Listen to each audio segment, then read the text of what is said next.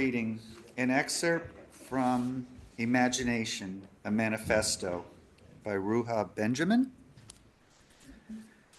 We must confront the little voice in our head whose job it has been to police our own imaginations. A world without prisons? Ridiculous.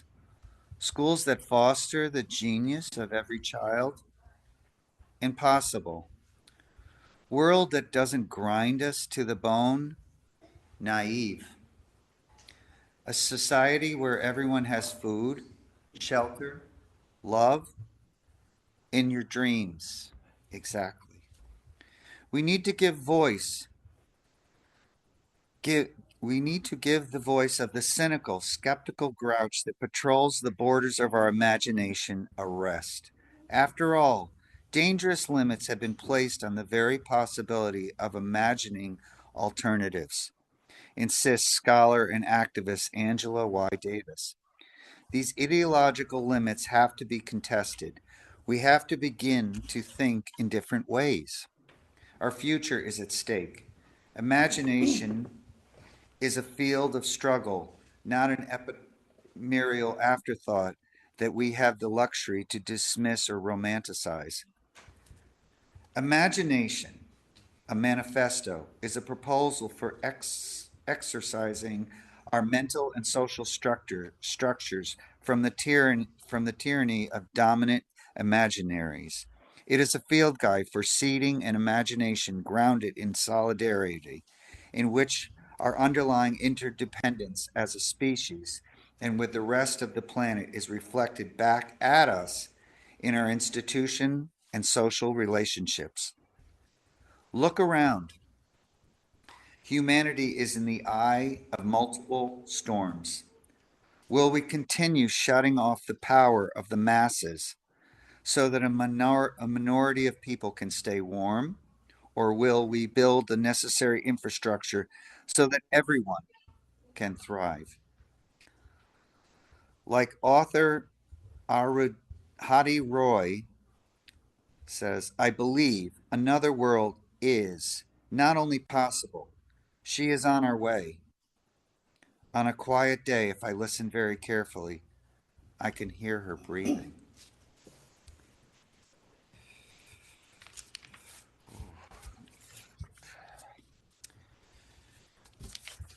We now come to our place of our offering. Offertory. When we give our time and energy to the work of this congregation and we donate to its financial support, we are giving gifts to each other. Each one gives to and receives gifts from all members and friends. Together we give to the community around us. To give electronically this morning, you may use the QR code that is projected on the screen and in your bulletin. You may also mail a check to UUCD at 24 Clabbered Ridge Road in Danbury. The offering will now gratefully be received. Thank you for your generosity. I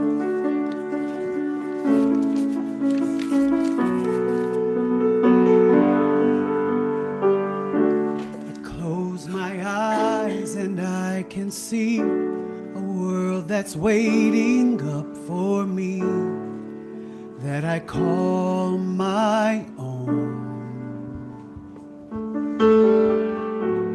Through the dark, through the door, through where no one's been before, but it feels like home.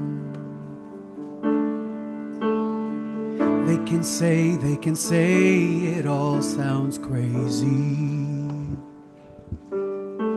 They can say I've lost my mind. I don't care, so call me crazy. We can live in a world that we design. 'Cause every night I lie in bed, the brightest colors fill my head.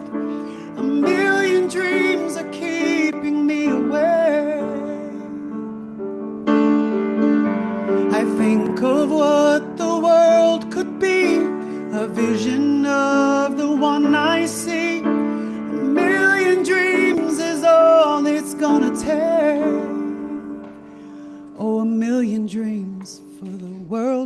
gonna make.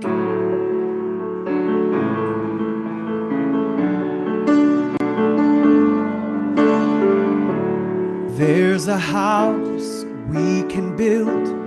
Every room inside is filled with things from far away. Special things I compile, each one there to make you smile on a rainy day. They can say it all sounds crazy. They can say we've lost our minds. I don't care if they call us crazy. Run away to a world that we design. Every night I lie in bed, the brightest colors fill my head. A million dreams are keeping me awake. I think of what the world could be, a vision of the one I see. A million dreams is all it's gonna take. Oh, a million dreams for the world we're gonna make. However big, however small, let me be part of it all. Share your dreams with me. You may be right, you may be wrong, but say that you'll bring me along to the world you see, to the world I close my eyes to see. 'Cause every night I lie in bed, the brightest colors fill my head. A million dreams are keeping me awake. I think of what the world could be, a vision of the one we see. A million dreams is all it's gonna take. A million dreams for the world we're gonna make.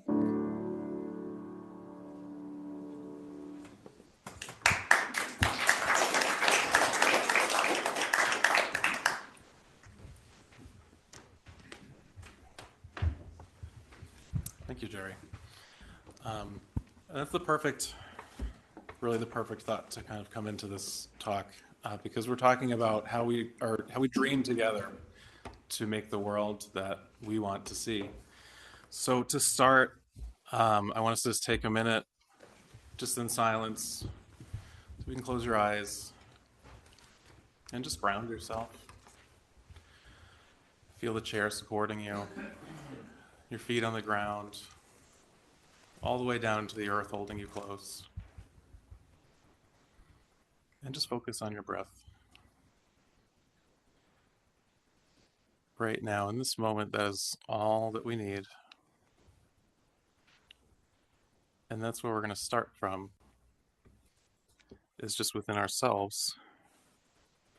And what's naturally there, that nothing external can tell you what it means, what it is. It is only yours.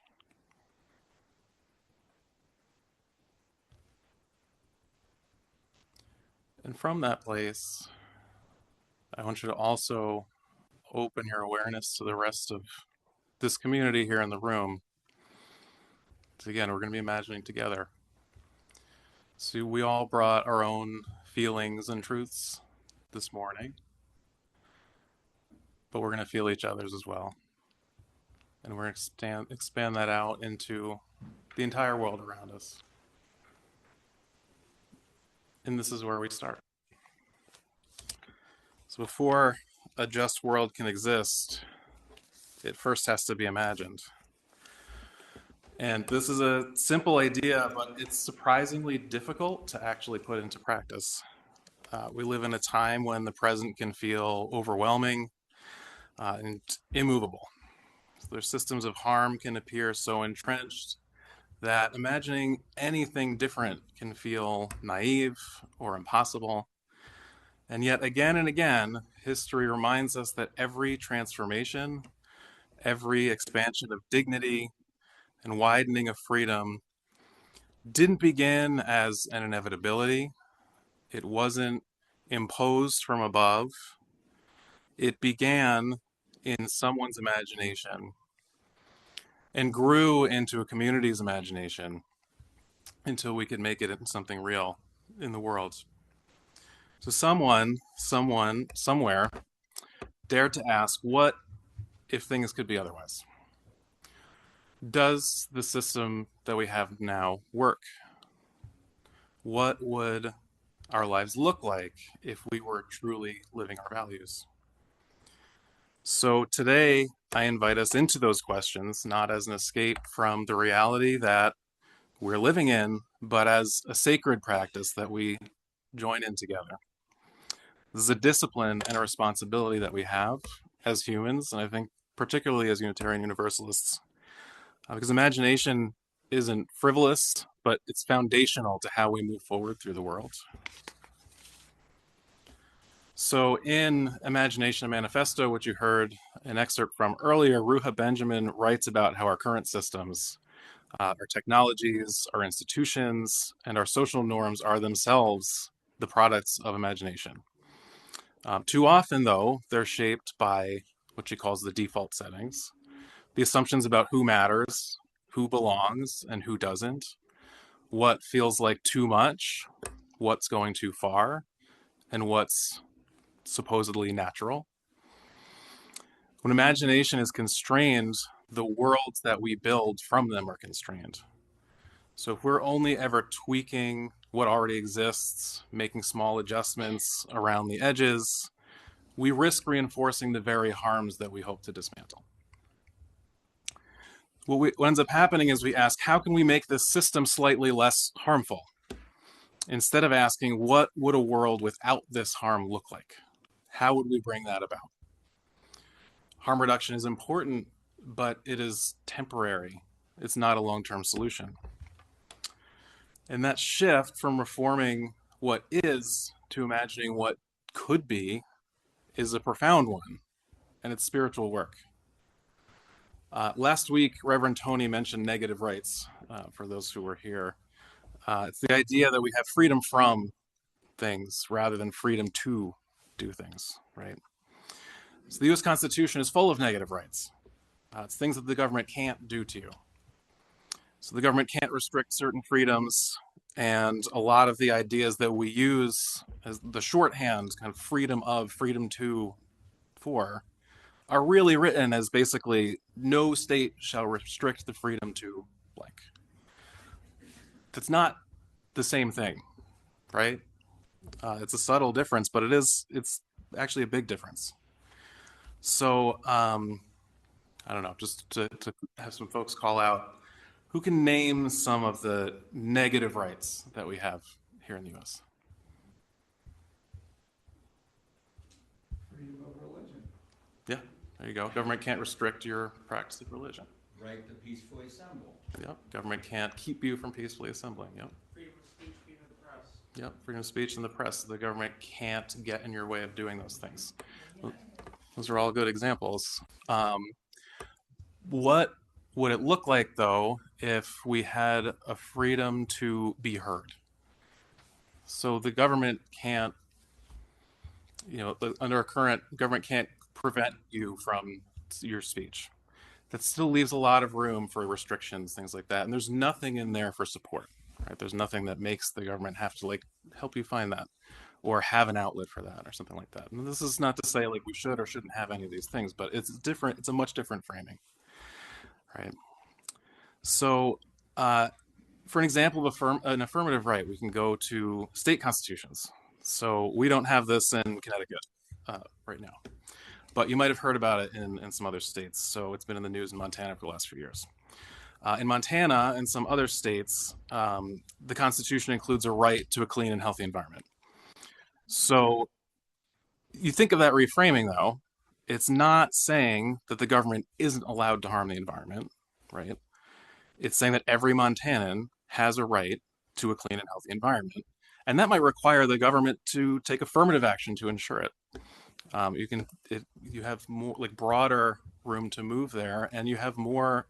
The right lives with you as the person living in this state. It's not just you're going about your life and the government can't get involved in this thing. It's very different. It's a big reframing. So, what are some? I don't know, another pop quiz. Sorry, but what are some affirmative rights like that folks can think of that maybe would add to what we have now, that would be useful, that would support people? Right to a job. Right to a job. Sure. Like Right to housing. right to housing. Mm-hmm. Universal health care, Right to healthcare. Yeah. right to dictating what can be done to your body. Yep. Right to bodily autonomy. Mm-hmm. Yeah. Good food. Right to good food. Right to healthy food. Yeah. Like all of these things, those are examples of positive rights. And it's a very different thing. It's like if you think of the difference between the U.S. Constitution and the New Deal, for example. So reframing the question makes a huge difference, right? So in Unitarian Universalism, we affirm the inherent worth and dignity of every person. But what does it mean to imagine a world where that affirmation isn't just a principle, but a lived reality? What does it look like to imagine systems, whether it's economic, educational, judicial, that are built from the ground up on that human dignity rather than on scarcity or on control?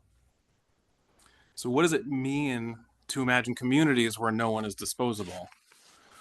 All of that starts from a very different place than our current system. And how do we change this piece or that piece? It's a foundational change.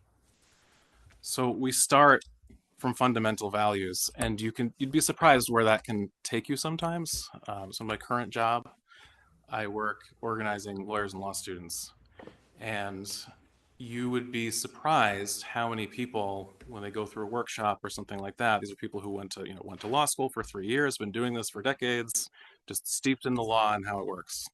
You'd be surprised how many people come to the end of one of these workshops, reconnecting with what actually brought them there and what they were hoping to do, who then leave wanting to throw out the entire justice system as it exists today and build something new that's based on supporting people and not just rules for the sake of rules and all of these things that you learn in law school, right? Starting from those shared values can take you to a very different place and help reflect back to you the things that are missing, that maybe you don't notice starting from the framing that we're given of the system. You start from those values and the differences are much more obvious. So when we start from fundamental values, we say, what would a world where every person is valued look like? Imagine you've never been in a school before, and you start from the idea that every child has a right to learn and to discover their world and themselves in a safe and affirming environment. How would we ensure that every child had that right if we'd never heard of the modern education system? Would it look the same as what we have now? I think probably not. How would we imagine caring for one another if we hadn't grown up with the relatively modern idea of the nuclear family? How would we order our communities and our lives if we'd never heard of capitalism? If we start from our values, we might end up in very different places. So writer and organizer Adrienne Maree Brown writes that imagination is not just an individual act, but a collective practice. And Reverend Sarah Marie has mentioned Brown's work on emergent strategy before. It's the idea that small interactions, patterns, and relationships can shape the larger systems that we inhabit. So in other words, the future isn't something that we just stumble into. It's something that we're constantly creating through our choices. We're creating this world every day through our choices and connections and our imaginations together. So Brown also talks about visionary fiction, the stories that help us to see beyond the constraints of the present and the system that we do live in, because we can't see a different future, then we can't move toward it. And in that way, storytelling becomes sacred. as it has been to humans for millennia, right? So it's not just the stories we read, but the stories we tell ourselves about what is possible. And many of us have inherited stories that limit our imagination. These are stories that say that this is just how things are and always have been, that say change is too slow, too hard, too unlikely, too fast, any reason, contradictory or not. There's stories that say that some people will always have more and some will always have less. And stories that say that safety for some requires sacrifices from others. But right now, we are living in someone else's imagination, as the reading mentioned. The imaginations of oppressors are wide open, and they have built a world of scarcity and hate where we are judged and divided by who is worthy and who is not.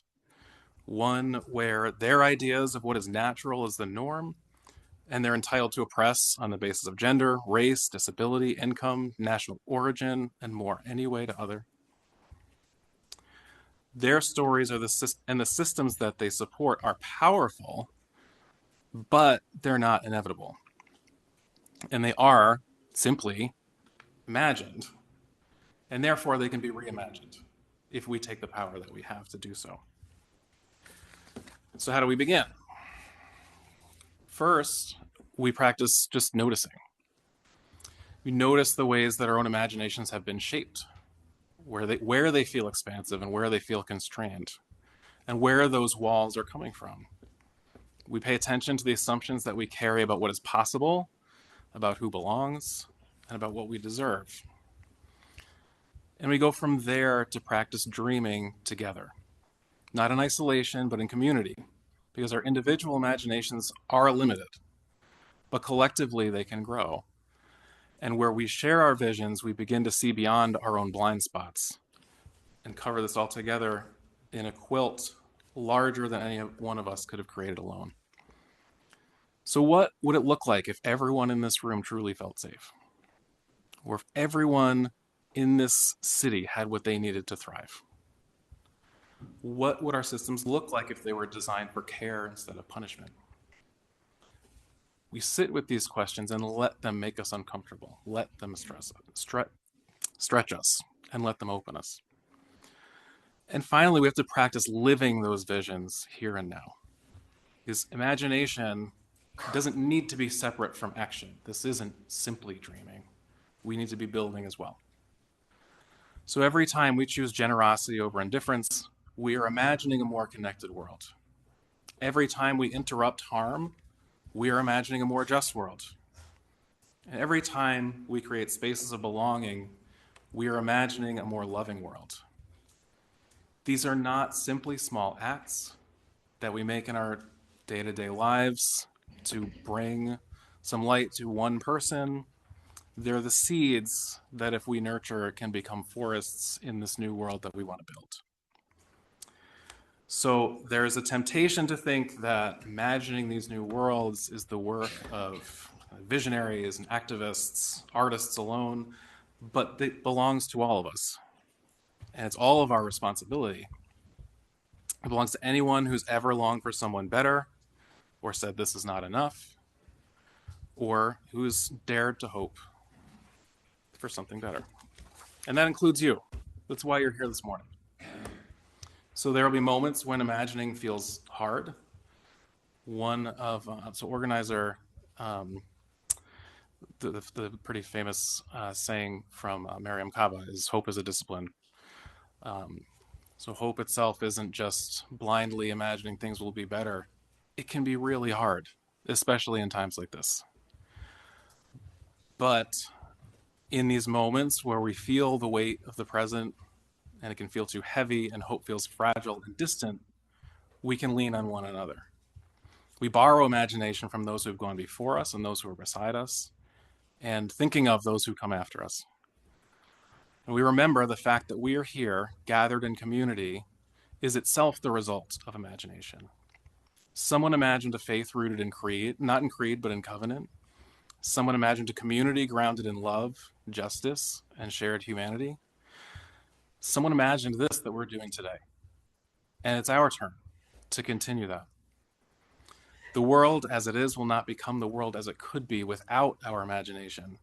So let us be bold in our dreaming, tender in our visioning, and courageous in our creation. Because somewhere just beyond the edges of what we can currently see, there is a more just, more loving, more liberated world waiting to be imagined into being. So may we dare to imagine it, and may we together begin to build it. Thank you.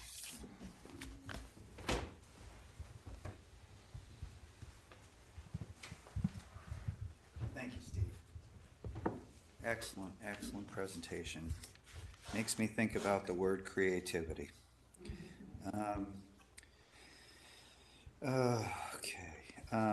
Please join me in the words for extinguishing our chalice as our service is now over. We extinguish this flame, but not the light of truth.